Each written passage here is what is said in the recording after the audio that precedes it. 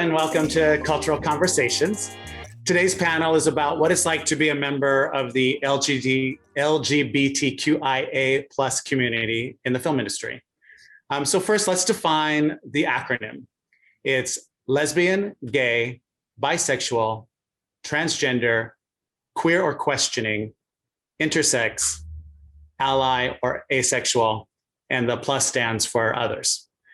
This is a unique panel for our series because this is the first panel to represent people from a marginalized group that you don't necessarily know at first meeting that they belong to that group.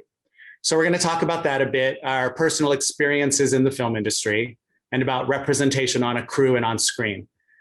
Things that we've experienced that weren't cool, the progress being made, and what we all can do to make things better.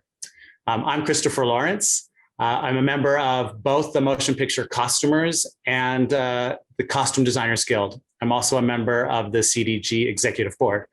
I designed film, television, and commercials, and was also assistant costume designer on the gay cult favorite Tu Wong Fu. Thanks for everything, Julie Newmar. Also with us today is Stephen Lee, Emmy and CDG nominated costume designer of Dancing with the Stars. We have Catherine Wright, a costumer from the show Empire, Criminal Minds, and she was Miley Cyrus's dresser on Hannah Montana, the movie. Austin Wittick is an assistant costume designer who recently did the film Holiday, the series Dead to Me and Station 11. Natasha London is a costumer from Transparent and Glow and Vita. And Trish Somerville is the Oscar, BAFTA, and CDG nominated costume designer of Mank, Girl with the Dragon Tattoo, which she won the CDG for, and Catching Fire Hunger Games. Welcome, everybody. Hi. Trish, is there a letter in the acronym that you relate to? And why did you think it was important to be on this panel? I don't know which letter I relate to. I just we were talking about this earlier, where it's just, I consider myself just human, but I guess it would be queer if I chose a letter. I think it's important to be on this panel because, for many reasons, that I'm not going to list all of them, but I just think it's great that we, that we all treat each other with respect. We all treat each other fairly. And I think it's one of those things of, like you said, you don't necessarily know that we're, in a marginalized group or in like a minority group because of how we look. It's not, really obvious at times. So I think it's just great that we put ourselves out there and let everybody in the costume world and in the film industry know that, that we're just working, doing our thing. And, it's just nice to be recognized in different ways for your work. Sure. Natasha, what letter might you represent or relate to? Well, my name is Natasha London. I would represent the T in that is I am trans, so transition from male to female. And, it's very different in that too, where I guess that would be the letter I would be assigned to. But at the same time, I identify as straight, I date men. But it's also, it's ever changing, that whole acronym. And I think that people identify with one can identify with a lot. And I think it's important for this panel because it's also just it's great because I'm putting a face to somebody that people can know that is trans and be such a great person, et cetera, not so great. But also at the same time, it's just humanizing ourselves and saying we are who we are, but we're also part of this, union. And we just want to be recognized, like Trish said, for our work and for who we are. And I think that goes across the board, we love people and we all just want to be treated with respect. And I feel like if people can see someone that they don't, normally see or can, identify with them, it's just more personable, more makes us more human, just people, we're all people. We sure are. Yeah. Stephen, what do you think about this?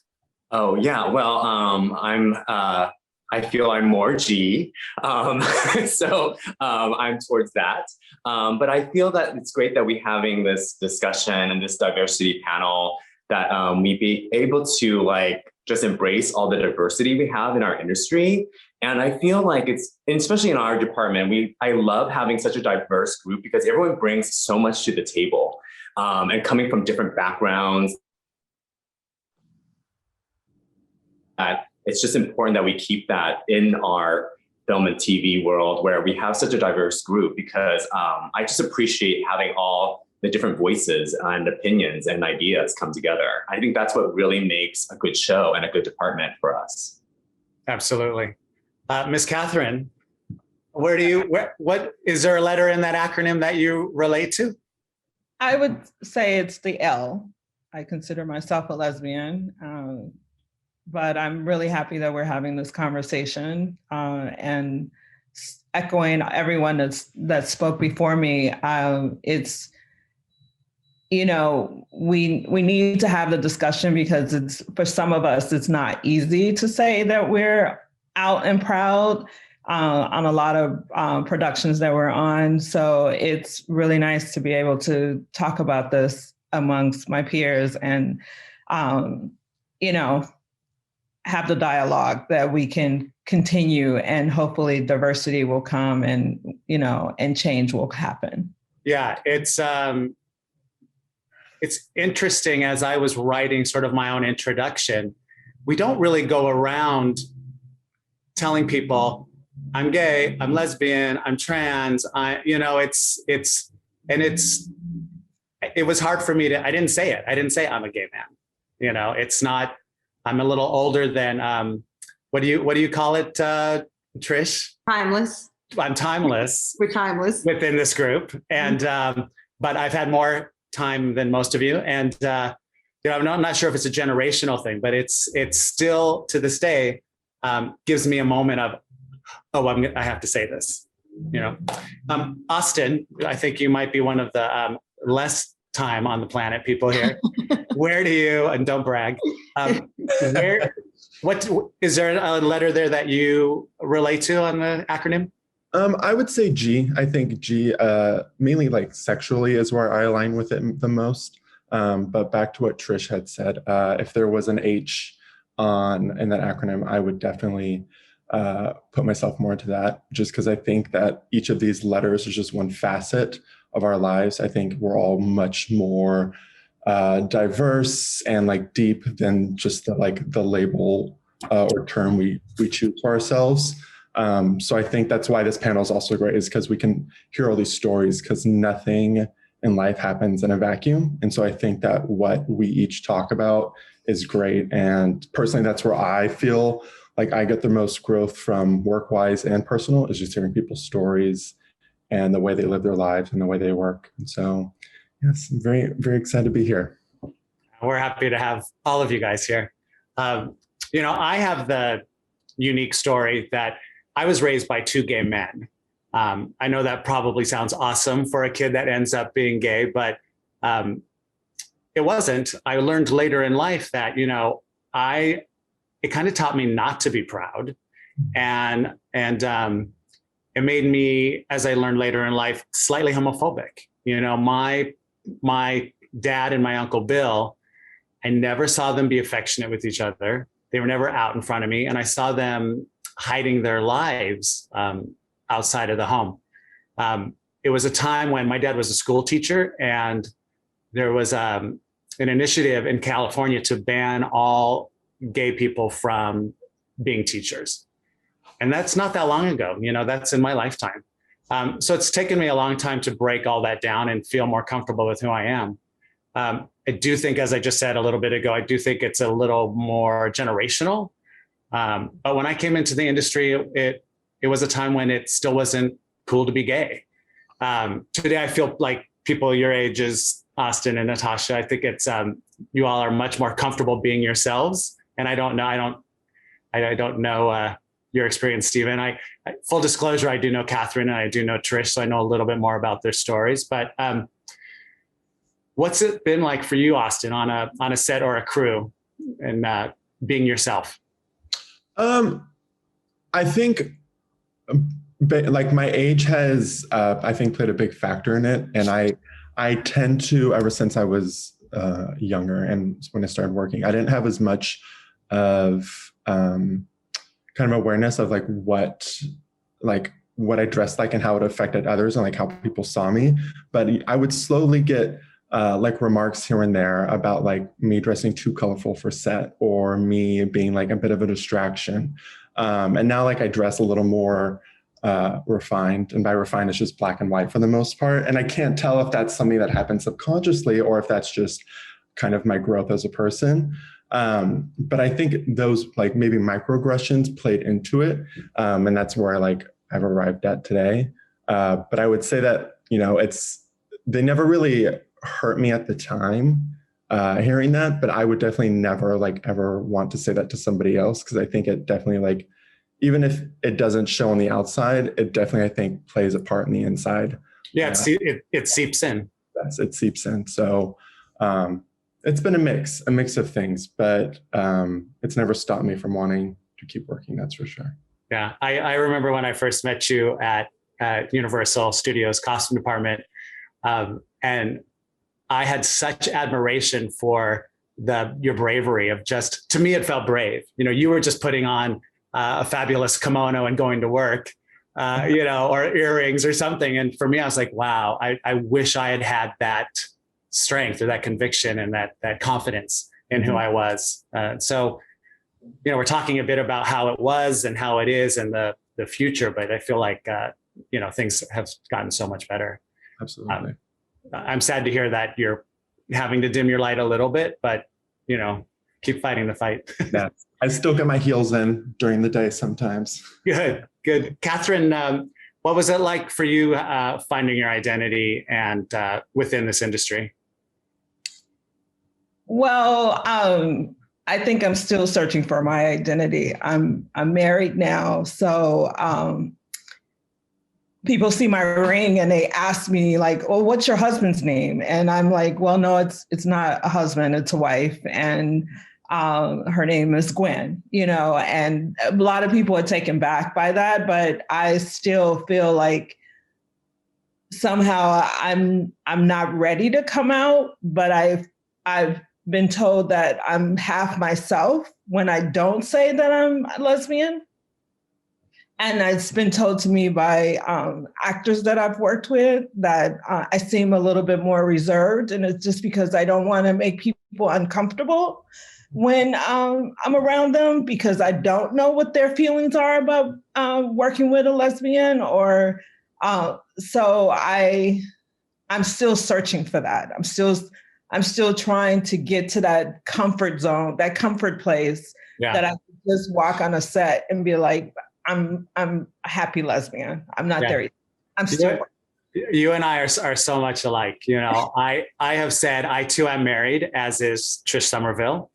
And I feel like the wedding ring does pull you out a little bit, because same thing, you're in a fitting and an actor says, "What's your wife do? Do you have kids?" And you say, "Well, I'm married, but it's to a man." And normally that wouldn't come up in a fitting. You wouldn't talk about your partner, right? But the ring does do that a bit. Trish, did you find anything changed for you when you became that confident, proud queer woman? I've never been called a confident, proud queer woman, so thank you for that. to us. Yeah, I don't know. I mean, look, I've had stuff in my life, but I have to say, in a way, I don't know if it's because I just go to work and I'm just working. And even my wife jokes about, like, if I do a fitting with her, because we've actually had a nice opportunity to work together a few times, not often. She's an actor. And she says, she's like, "You're just like game face when you're even fitting me. It's your sheer," because it is in my head. I'm so focused on my job and what I want to get out of my job that I do forget about, like, oh, I have all these things that are me that should come up, which they don't. And we also know we work with actors. So a lot of times the small talk is them just making small talk, because we know most of the time the interest is not so much in us. It's just small talk in a fitting. So I don't know. For me, I have to say I'm very lucky. I'm very opinionated, and I'm very strong in in the way I kind of carry myself, and I'm very confident in ways. And yes, I have my own fears and shit that I deal with. But I think for me, I just go in as me. And you can decide how much you like me or don't like me. And then later, if it becomes a thing where conversation happens and I feel comfortable to share my life with you, then I will share things. Because I'm not like that with anyone. Even if it was a gay actor I was working with, if I didn't feel a connection there of like where I feel comfortable to share with you, I just keep it very work. I'm not closeted at all. And I think all the directors I work with all know, all the actors I end up working with know, but it's not a conversation that ever really comes up except in, like you're saying, when they see your ring and then it's like, oh, what does your husband do? Or I've never been asked, oh, what's your wife do? Which is also funny because it is always, what does your husband do? So I think, and if in a fitting, somebody's just looked at me and said, oh, what does your husband do? I would be totally taken aback. What? I did recently have, I'm working with a young actress, and it was really great because she said something. She asked me if I was married, and I said I am. And then she goes, oh, and then I said, my wife's name is Lauren. I just initiated. And then later she came back, she goes, can I see a picture of your wife? And it was very sweet. And then there was dialogue about that. Can I see your dog? And I was like, that's such a kid's mentality of it, because her mom is awesome and she's raised with all this love. So it was just moving through the conversation of like, oh, and then what's your dog's name? It wasn't a thing. And I think that's how I love being perceived. It's not a thing. It's just moving through it, Yeah, I remember when I first met Miley Cyrus working on the Hannah Montana movie, I have a tattoo that's an M, and she asked me what it stood for. And I said, oh, my husband, Mark. And she first kind of looked, but it was just a beat. And she went, oh, that's cool. Yeah. I think she secretly thought it was for Miley. Right. That's an actor. Yeah, of course. Yeah. Yeah. Stephen, you have a unique job because you're not always dealing with actors. You're dealing with a lot of people from other types of celebrities. What's that been like for you and being the gay man in the room? Right. Well, I'm pretty open at work and with everybody. So, and most people could tell that I am. But yeah, we have a big, it's not just actors. We have athletes. We have people from the political world. It's different. You kind of, every time I meet somebody, because every season we have somebody new, and you never know who you're going to get.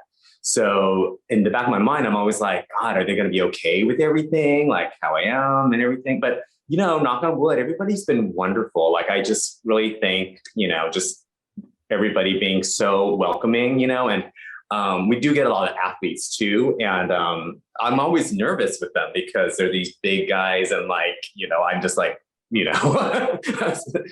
a different body frame than them, but they embrace the whole show and they want more rhinestones, they want more color. And so I've been very fortunate to have that.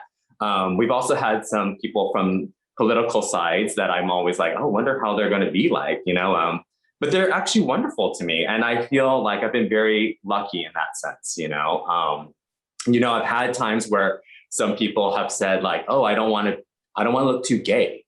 And to me, I'm like, well, you signed up for this show. There is rhinestones, feathers, mesh, deep V, plunging necklines for boys. And I'm like, have you watched the show? You signed up for it. I didn't. I'm like, there's things that I put on them that I'm like, I wouldn't wear this, but if you want to win, you got to show it, So, but I mean, it would be. Oh, I'm sorry. Go ahead, Stephen. Oh no, yeah, I try to make it more light and just make them feel comfortable and kind of having them embrace this world that they kind of signed up for, So yeah, and I bet it's easier for a straight athlete to put on sequins and spandex than a closeted actor. Oh yeah, for sure. These guys that because of their body shapes, they can actually pull off the color and some of these obviously sheer stuff that I can't do. But yeah. Natasha, we'll get away from the visual of Stephen in sheer shirts, and we'll go to Natasha. You present yourself, of course, as just a straight woman, as you said. So when does the transgender part of your life come out, or how does that get into the conversation? I mean, there's never like a great time to out yourself, right? So I feel like every time that I do tell someone, it's always like an outing. But I feel like it always just comes up like in casual conversation, like, oh, who are you dating? What's happening? What's going on? And like, I'm just like, oh, as a trans woman. And so like, I just have to like introduce it in a way that's like not really like abrupt and like too offensive, I think, because it's like, I also, like everyone else said, it's like you have to come out and you're like, what are they going to think? What are they going to feel?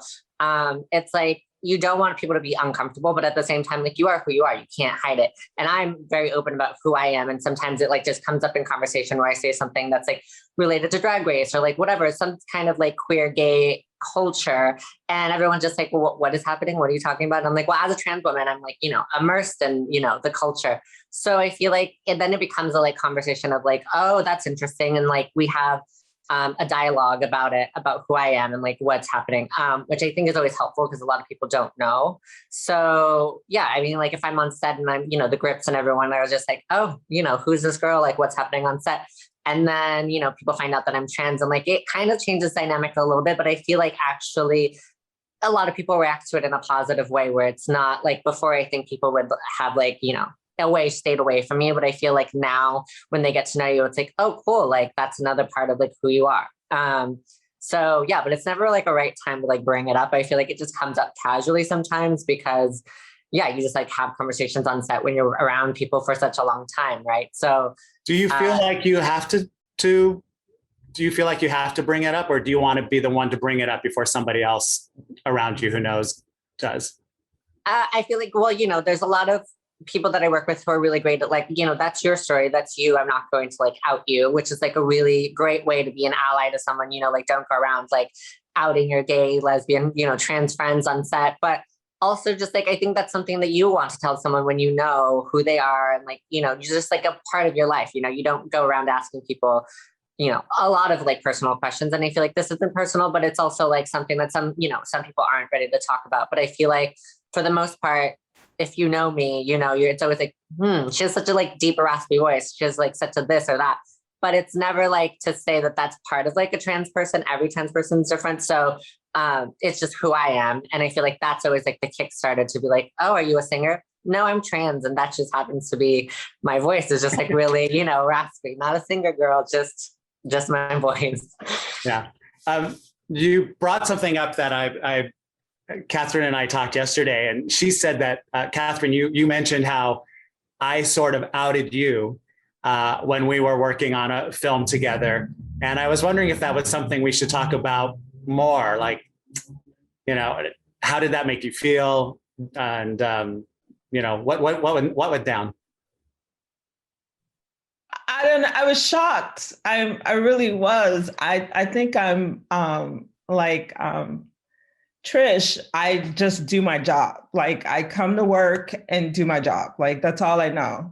And so it's always in the back of my mind that I'm a lesbian, but it's never a part of me. Like it's just me doing my work. So when you outed me on the show, I just was shocked. I didn't know how to handle it. Like it didn't make me feel bad. Did I do it? Did I say it to to our actress? Yeah, you said it to like a group of people that we were around. And so I want to say here in this forum, look, we all make mistakes, right? I suppose I felt that I knew you well enough, but that certainly is not anyone's right to do to another person.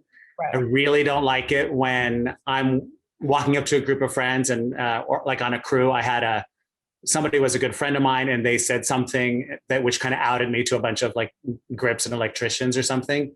So I'm really sorry I did that. It's not my place to do that. And we should everyone participating in this panel, watching this panel, just remember that it is personal, even though we're all friends. And I think being on set a long time, you end up having you form these kind of fake relationships because you've just spent 14 hours in one day, the first day you met someone. But that information is really personal, and it's not for anyone to say, oh, did you know she's trans or he's gay or and I'm really sorry I did that, Catherine. Oh no, and it's okay. I think that was my first step in finding my path to being more comfortable with the idea of it. So I know that you didn't do it in a malicious way. I just think you were just having a conversation and it just happened. And it just made me deal with that, like internally. Like it didn't bother me. It didn't, but it just made me have to deal with that's going to happen to me on Saturday. When it does, it is what it is. And I have to be okay with it when it happens. All right. Austin, you had talked about social media kind of playing a role in sort of inappropriateness, maybe. You want to talk about that? Yeah. I think that of like, to me, what I've seen a lot with my generation too, and this kind of, what you were saying about like false relationships or like these very like quickly kind of develop relationships over like a day or 2 days.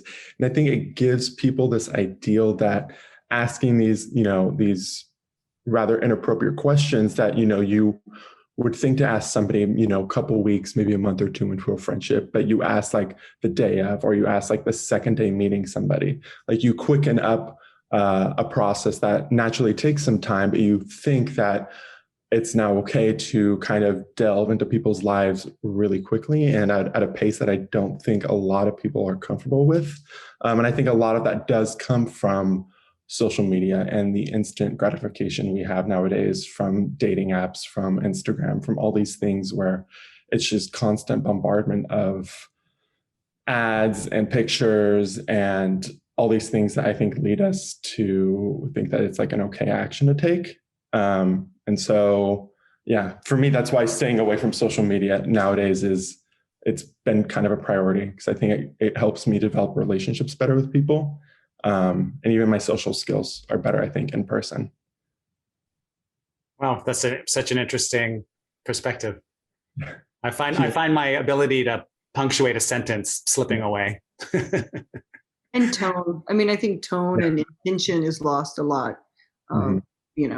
When you're trying to, like you're saying, your social skills are better now. It's that, and that what we talked about earlier with the CDGA awards. So, it's like, it is that longing that you have to be, we're social beings, that's how we're kind of created. So it does remove you, and makes you less conscious of how you treat people, I think, and those things, because it's an anonymous verbiage, Yeah, there's no, what's the word? I'm not derailed. There's an ability to it, like no sort of like real relation. It's just like, it's just surface. You like see that person from the outside or what you think they are. But there's no like deeper connection. Yeah, no accountability. Yeah, that summed it up well, Natasha. It's all surface, right? It's all looking at that picture. I feel that the outside world thinks of the entertainment business as a really liberal place. And, we're all in the entertainment industry because we're so accepted. And, I think it's true to an extent and has gotten better. But, I think it's important to mention that certainly when I first started, I heard such appalling things said to other designers I was working for by actors about them being flamboyant or too gay. I had directors when I was working say things about, my sexuality, about sex, about AIDS. And some thought they were just being funny. Some were trying to, push my buttons. And I thought that time had kind of passed, but it's kind of resurfaced recently in my life. I was working on a job where the leading man said his costumes were too gay and he was wearing a black jacket. So I knew he was just doing that to kind of knock me off my foundation. And then I also had a director recently. He was kind of forced to cast somebody, a straight actor. But when he saw his costumes, he said, why does he look like a Santa Monica fag, a Santa Monica Boulevard fag? And then I had him in a t-shirt and a leather jacket. And he said, why does he look like he's from the Village People? And that was just last year, so that has not gone away. And I was wondering if any of you guys and gals have experienced that sort of thing in your on set. I can honestly say I have not I had haven't an either. experience like that. Like, people do throw around, faggot a lot, or but I think it's more gay people that do it than it is straight people. So I haven't had that experience on set at all, having somebody, call me a dyke or anything like that, or use a derogatory term towards another person using the. Well, I'm super, that makes me very happy to hear that. It does seem like gay slurs are kind of lazy. Straight guys call other straight guys, fag and all that stuff. I don't know if it's as much as it used to. That term came from the word faggot, which is a bundle of sticks. And if you were gay, they would burn you at the stake. So that's why cigarettes are called fags as well. So that's where that word comes from.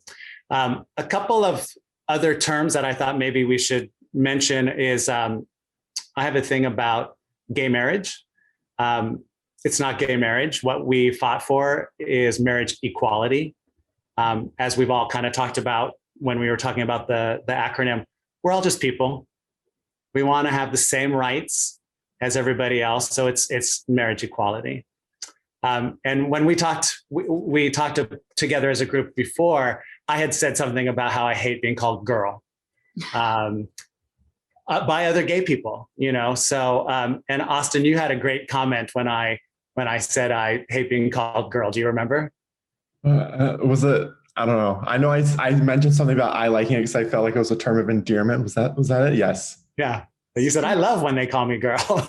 Natasha also mentioned too that it's a term you use as a term of affection and endearment. Yeah, across the board. I feel like, to everybody, you could be a girl, you could be a man, you could be a child. I'm just always like, hey, girl, what's good? Like, what's happening? Like, it is, or I also say homeboy a lot, which people think is sort of offensive. I say that too, especially if it's like I can't remember initially, like when I'm trying to think of the person's name, I'm like, can you just ask homeboy to get me that or homegirl to get me that? And it's funny in other countries when I work and they're like, who is this homeboy? It's like, oh, so confused. So like, what's happening? You're like, oh, it's like girl, it's like homeboy. Yeah. But I get what Christopher's saying. Like some guys I've met are like, can you please stop saying that? And I'm like, I'm so sorry, but it's just like one of those things to say, just, it is what it is. And it's like, instead of saying like love or like sweetheart, it's just like girl, like what, that's it. It's just, but yeah, some people don't like it. Some people don't. Yeah. Stephen, we talked about the being gay and also being a member of the AAPI community. Right. What kind of layers does that add when you're from a different culture as well? Yeah, I mean, being like kind of a double minority here, growing up, my family and the culture, you always want to be like the medical student. Like I have siblings that are like in the medical field, in the law field, and I'm like the Mary Poppins of them all, So I really didn't do that. I didn't go into the medical, I didn't go into the law, I didn't go into like engineering. So it was a challenge to actually like direct my, focus onto the arts. I've always been artistic in drawing and like design. So this is where I went to. And it was hard, because like in our, family and the culture, like we don't really go into the arts, it's not stable. It's not, it just brings a certain like, instability to your life. So it was a challenge kind of growing up and being, telling my family that I'm not going into something that they want me to go to, but they were very open, as we spoke before, my mom calls Moderna Madonna. So I had to correct her and I wasn't going to because I felt bad, but I wasn't sure if she was like, I don't know. She just kept on saying like, did you get Pfizer or Madonna? And I'm like, Mom, it's Moderna. So, I mean, I have great family, so they were very supportive of me, so I'm very grateful for that. But it was hard being like not kind of fulfilling that kind of aspect of it, being Asian. And then also being gay, like I'm the only son. I can't bear them their son that they want to follow the family name, so that's kind of like hard, so it's a journey, but I'm, worked really hard to get to where I'm at. And it's been an experience of that. But yeah, it's not as easy, being both. There's definitely to it all. Yeah. Catherine, I think we hear a lot about the kind of the same challenges in the Black community. Yes, it is. And that was a big part of my journey in this business, is that I started out doing a lot of Black movies. So it was really hard because the stigmatism that goes along with being Black and being gay is really relevant, and even now to this day. So it also helped to silence my voice as a lesbian because of it, because of the attitude that Blacks have about gay people. Has it, I was gonna say, has it gotten better? But, this is just why representation is so important, right? To, that for everyone to see who we are and to see that we're not that different from everybody else, I think Will and Grace was a great start to get us into everyone's homes. But, ultimately it was still a show about a guy who was in love with a woman, so he couldn't have a healthy relationship with a man, and his sort of kind of gay clown sidekick, which has been a trope for years. And even I Care a Lot, the Rosamund Pike film, is about kind of a crazy psychotic lesbian, which, it's disappointing, that we're still having that. I know in the trans community, it's often sex workers or mentally ill people. Natasha, have you seen scripts or been involved in projects that you could influence some change because of who you are, or have you walked away from a project because of what's in the script? I've actually been very fortunate. Like my first job, as a PA was on Transparent. And I think, I was hired on that to be one of the, Jill wanted everyone to sort of like be trans in all the departments. And so I was lucky enough to like jump on that. And so in working with, Marie Schley and everyone there, she had a lot of questions like, what a trans person wear this, what, like sort of like drag queens and like a lot of that stuff. So it was like helpful for like costuming and like being able to like lend, someone who's in the community, like lend an eye or like a style, style choice, or like, what, do drag queens need hip, pads and like, all the booby. So it's like really nice in that way. But I feel like script wise, like haven't been able to touch it, but I've been working on such great teams of like, with LGBTQ scripting and like writing. But definitely there was one show specifically when you were talking about on set where they hired someone who does drag, and they kept calling them the tranny, like the producers and the directors just saying like, oh, like, the tranny could just do this or that. And I'm like, that's like different, like drag and trans are so different. And like, but it's just the generalization of people thinking that drag is the same as being trans. And like, I come home and I like, take my hair off or like, whatever it is, it's like, it's interchangeable, I think. And when it's really not, they're completely separate things. But I think it's also just the lack of knowledge of that, and which has been in media.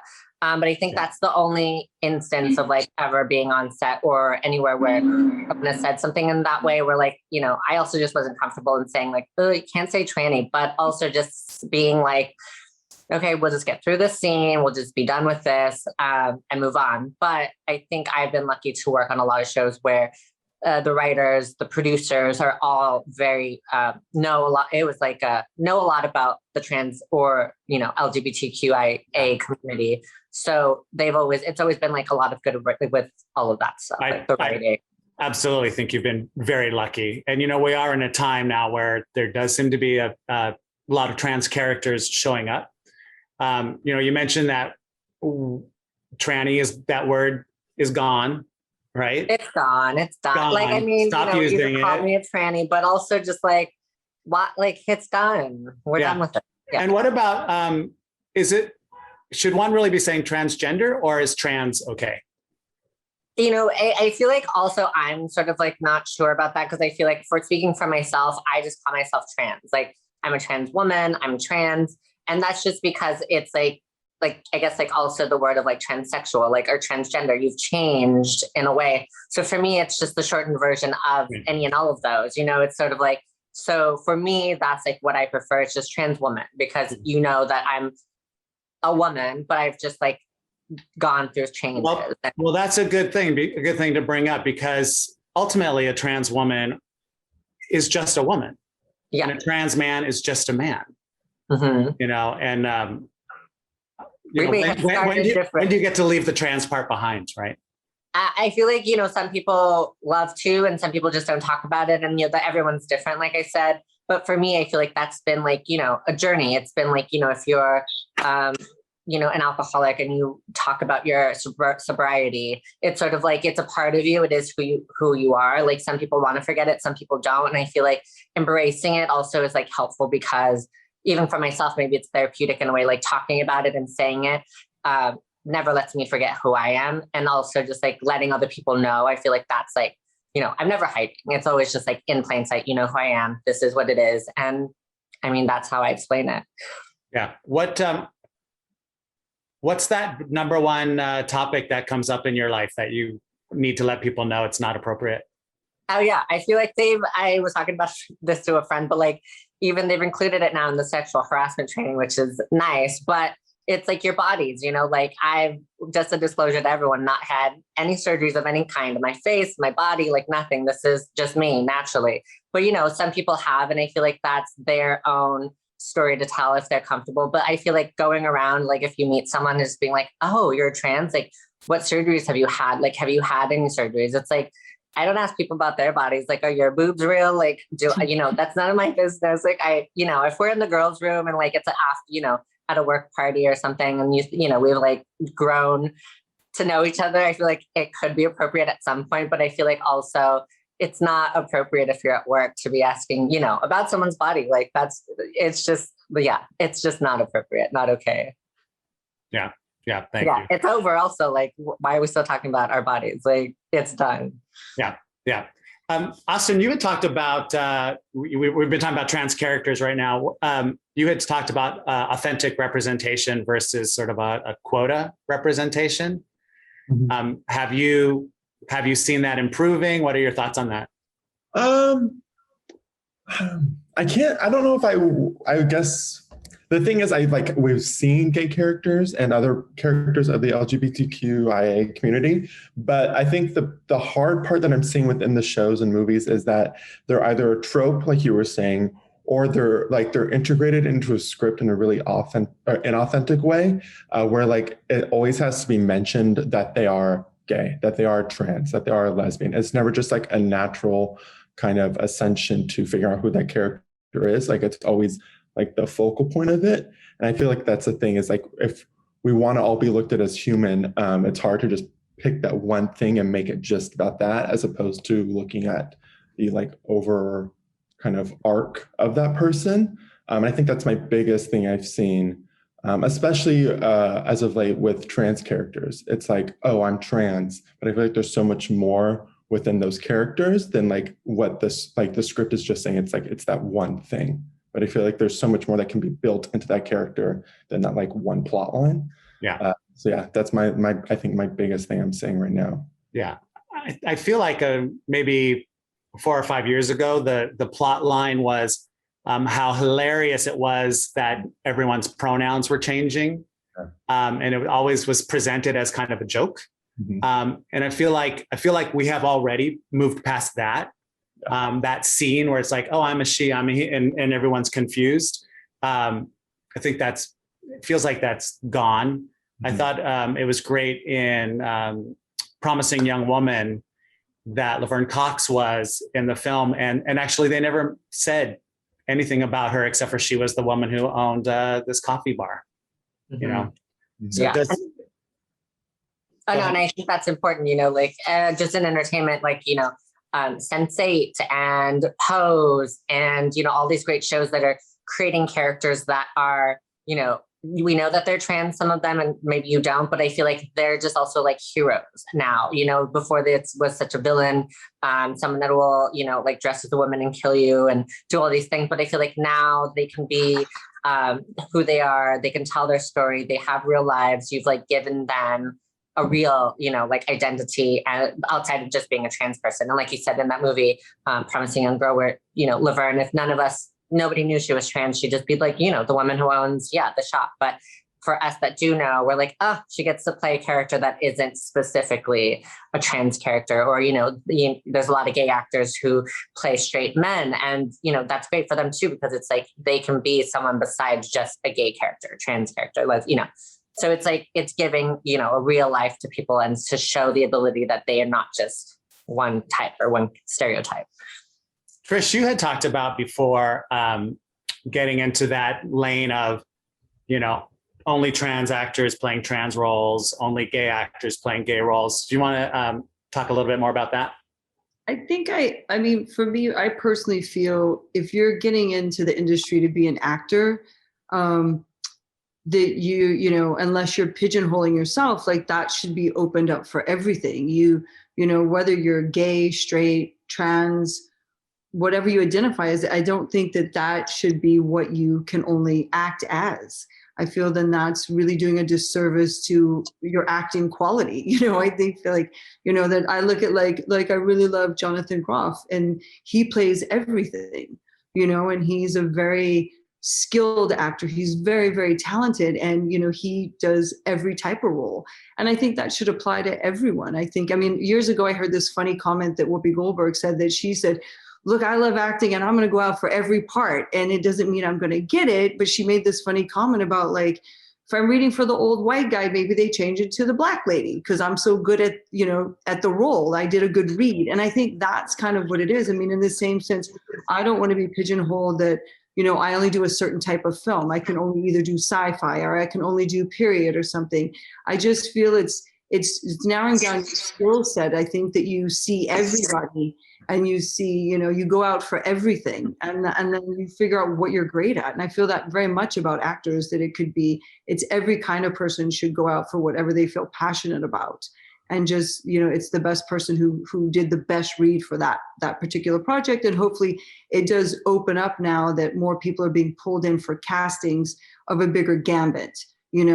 I think that's what's really important is for casting directors and producers to see a bigger grouping of people of who's reading for that part. Yeah, I suppose now we're at a point now where you need to bring everyone to the table, mm-hmm. And not exclude people based on, race and gender identity and all those things.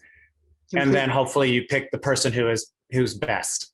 Yeah. But, it's been a long time where people haven't been invited to the table even. So. Yeah. And that's what like Natasha had kind of mentioned before. It's like having someone trans come into play someone trans. It's like, well, you're going to bring different tools to that role, so when you do a read, you're going to have these tools and this experience. So yes, see everyone.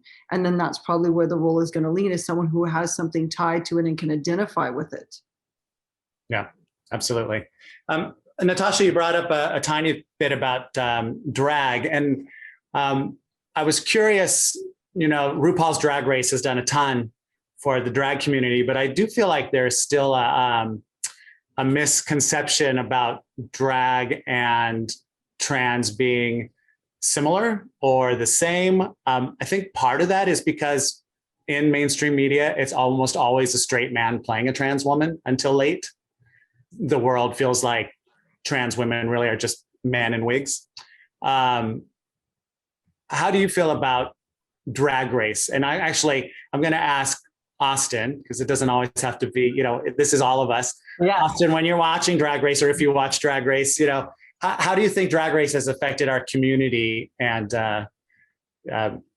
helped distinguish or blur those lines? I think it's fantastic. I think it's brought so much kind of diversity, and also just bringing something that I think was so taboo for a while to the main stage of the world, and to have so many kids now who are, 11, 12, going into middle school, high school, seeing this is fantastic. And I know I started watching it when I was in high school, and it was great, and I didn't talk about it with any kids in school because I didn't think to ever bring it up. But like now with like all my friends, and now it's just like, I'm sure there's got to be at least one person in my life, if not more, who's watching Drag Race. And it's just a fun thing to kind of talk about and see what it's done for kids growing up. And what do you think it was? What was it about you that thought you shouldn't talk about that with other kids? I think it was because I had not kind of come to my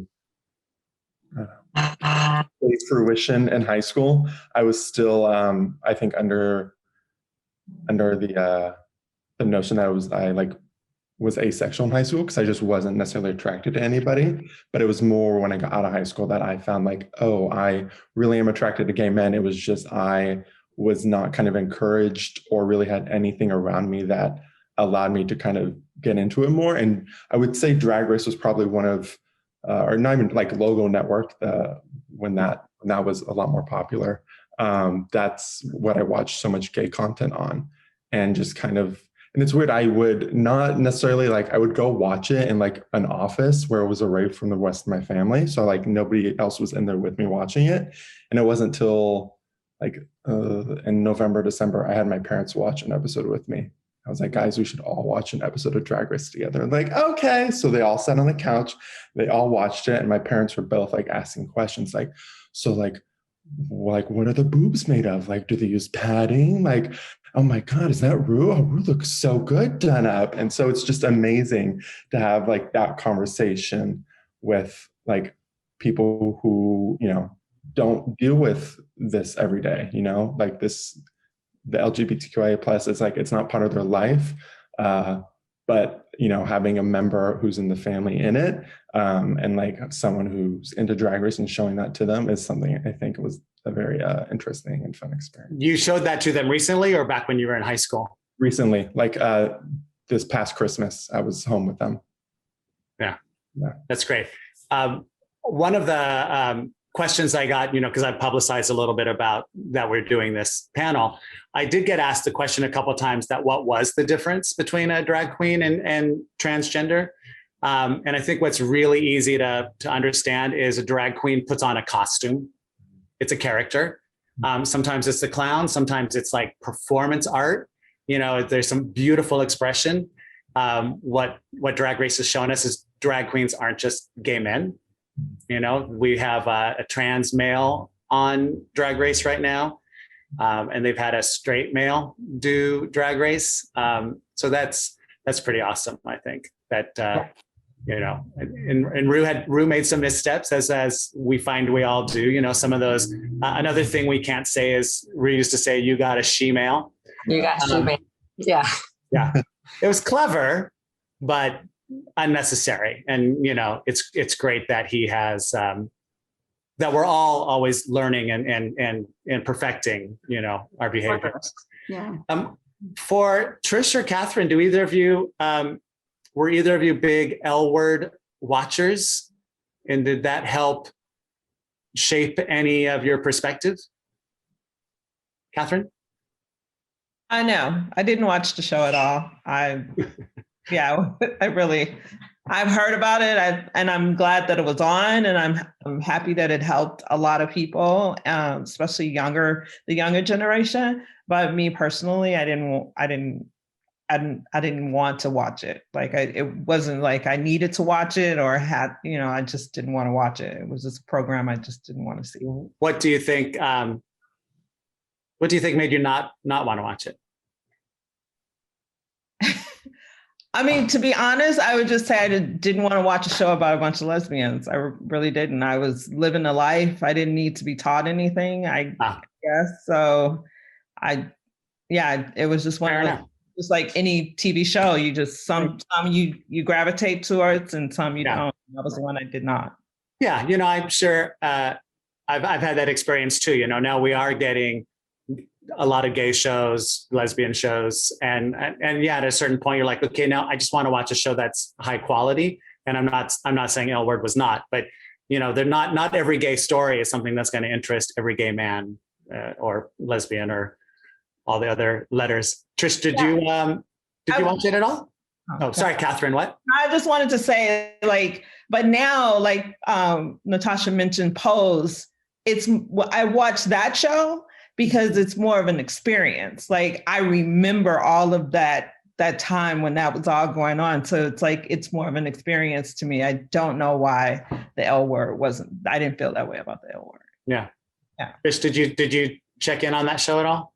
I probably, when it first started, I think I watched it. I mean, I'm, you know, I have a lot of people who won't watch TV or film with me because I am very hard on things, especially on anything that I do. So it wasn't a show that I really watched. I have friends that are on the show that, as you know, and on Ray Donovan, you know, with Kate, and she's amazing and awesome, and Leisha are all both fantastic. It just wasn't really a show for me, but you know, again, it's like I try and give something 3. I do that, like even now, it's like I'll give something 3 episodes, and either I'm in or I'm out. So yeah, it just wasn't a show that I watched. I will admit though that there was a bar here years ago when it first came on that would have an L word night, and I had a lot of friends that would go. So then I would go and just hang out with my friends that were there, but it wasn't a show that I was invested in. Not that it was good or bad, it just wasn't my thing. Yeah. Do any of you have shows or film things that you think should be watched if you want to learn more about our communities? Ooh, I haven't thought about that. Yeah, one that, Natasha? For the trans community, I think, you know, I was very much against watching Pose from the beginning because I feel like, you know, as Catherine said, like, we're living it. We know our lives, like we know the stories. And sometimes you watch it and you're disappointed because you're like, that's not real. That's not what it is. But in watching Pose, I was actually, you know, very many friends of mine recommended it. And watching it, I was like, oh, it's so nice to see people of color, also trans women, having real roles where they are the hero, they are the villain, they get to like play themselves and be, you know, the focal point of the story is what I think it was. And like showing that they have real lives, they love, they live, they do, you know, shit. And I think watching that was like really great, and being able to see like, oh, this is like really nice to see trans women doing their thing. But also Disclosure, which is on Netflix, I think. And that one, it just like dives into like, you know, entertainment and how it shaped a lot of the way of like, you know, we think of like trans people and their stories.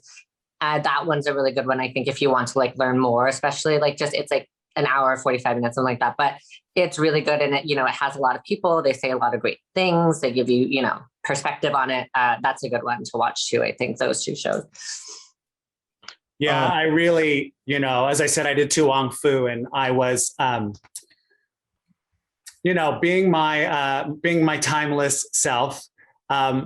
When I was younger and, you know, going to gay pride parades and trying to be sort of an out gay person, I had my own stuff against the drag community because every news program said, hey, it was gay pride today. And then they would show a drag queen, and they would show a gal dressed in leather on her motorcycle, you know, and those were our 2. This is a lesbian, this is a gay man, you know? So that always really bothered me. But when I worked on Tu Wong Fu is when I got to see the reality. And I just couldn't believe the bravery and courage to realize you're not in the right body and to do something about it, you know? And so I thought I knew a lot about it. And then I watched Disclosure, and man, I mean, every person who's participating today, viewing, if you haven't seen it, you should watch it, because it's really kind of amazing, the information it's in there. One thing they did talk about was, you know, visibility brings vulnerability. You know, being seen can also bring risk. And we don't need to get into it too much, but I just want to say, you know, in 2020, 44 transgender people were killed violently. 39 of those were women, and almost all were women of color. So it's, you know, we celebrate the representation, but, you know, let's just remember that the struggle is real. I don't mean to be cliche, but, you know, so a moment for that. Natasha, what do you think we can do to be better allies to the trans community, the transgender community? I mean, even starting at work when you're doing a fitting or you have someone that you're working with. I think for trans people, it's just about recognizing who they are. Some people, like I said, across the border, it's different. Like I identify as she, her, hers. A lot of people, other people, trans people don't. And so it's like, some people want they pronouns, their pronouns, and they feel like it's just as, you would introduce someone and you say, oh, who's it? You like introduce them. Do you acknowledge their name and who they are? You just like, it's just mutual respect, I think. And also just not outing people if they're not ready, which I think happens, but it's just like Catherine. Little things. Educating your friends, telling someone, that's not cool to like use tranny or she-male or whatever. It's just like every day. It's just like the same as you would with any of your friends. Like you hear someone saying something crazy, like, oh, that's not cool. Like, we have to be respectful to each other and to everybody, when the Me Too movement happened, I remember going to a big event and the educator there said, most of us we're not the people who are probably doing and saying horrible things towards our disenfranchised brothers and sisters, but I bet all of us have witnessed it. We've heard it and seen it. And now hopefully we've been given the sort of power to say, that's not cool. That's not an appropriate word, or, to stand up for each other and speak for each other. Trish, were you about to say something? I just did on a film I was on. We had, school kids, and they were probably the ages of like 8 through 12 were our school kids. And so when I'm, doing background casting with that, I try and pick a really broad scope of every kind of child because it's a film, so you can have that. And so I picked, and it was luckily like in the city that we're in, it's a very diverse city. And there were a couple kids that I chose specifically. And then I told my dresser, like when any of the kids come in, they can choose what they want to wear. Here's, it was school uniforms. So it was like, just lay out like skirts, pants, the vest, the jacket. They all have to have a vest and a jacket and a shirt, which is all the same. And I said, but let the kids choose if they want the pants or the skirt. They can have what they want.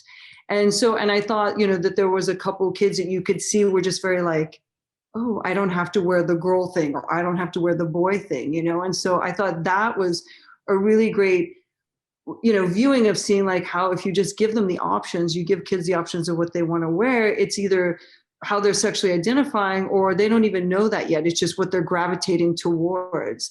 So, I thought that was a really great thing. And my fitters were all fantastic about it. They were like, oh, of course, no problem, and we're really aware of what I was trying to say, but just in a very open kind of manner of like, just like kids wear whatever they want to wear.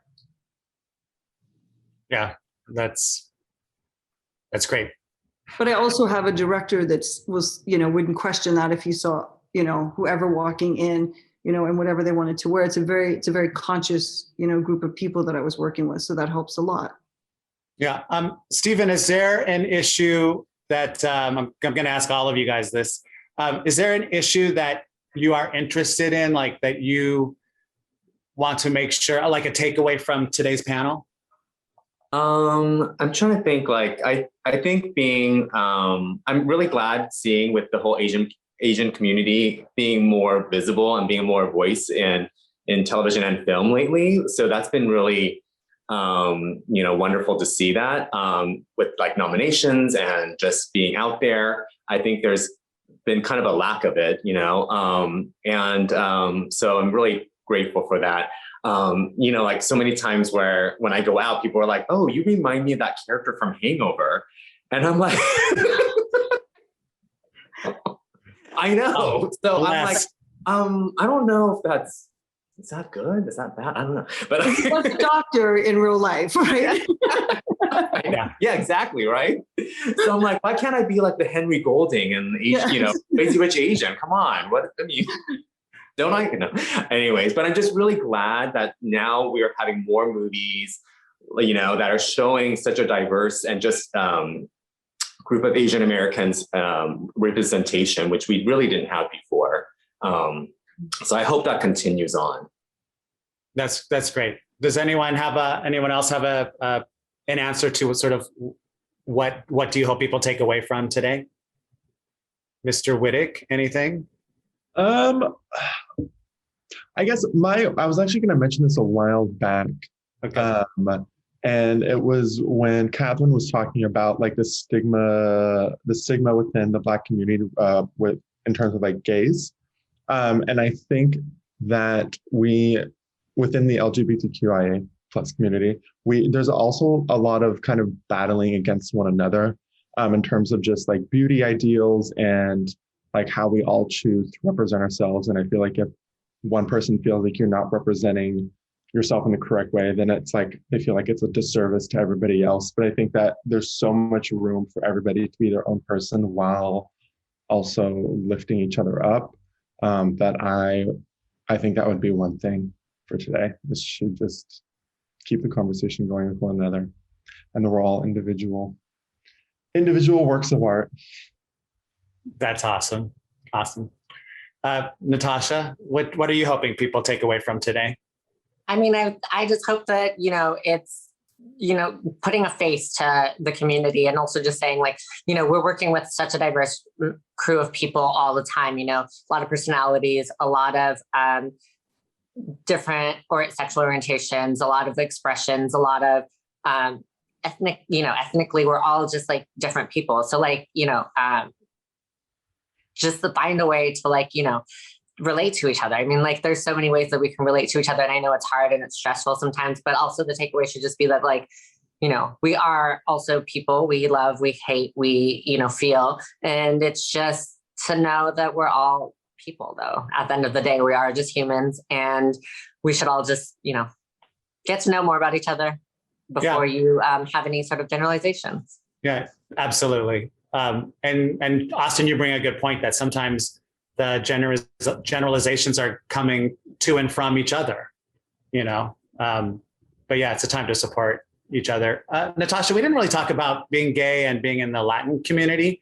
I'm Mexican, and you are also Mexican. Is that right? Yes. Do you think there's any inherent bias for gay and lesbian, trans people that are coming from the Latin community? Oh, absolutely. I feel like even, like growing up, it was like I came from like a very religious home, like Catholic, you grow up, you go to church, do the sacraments, great. Didn't identify with any of that. But, it's also just like a stigma within the community to be like, have a gay child or whomever. And growing up, it was very hard. I was like one of not many people in my family. I grew up gay. I was like, I liked boys.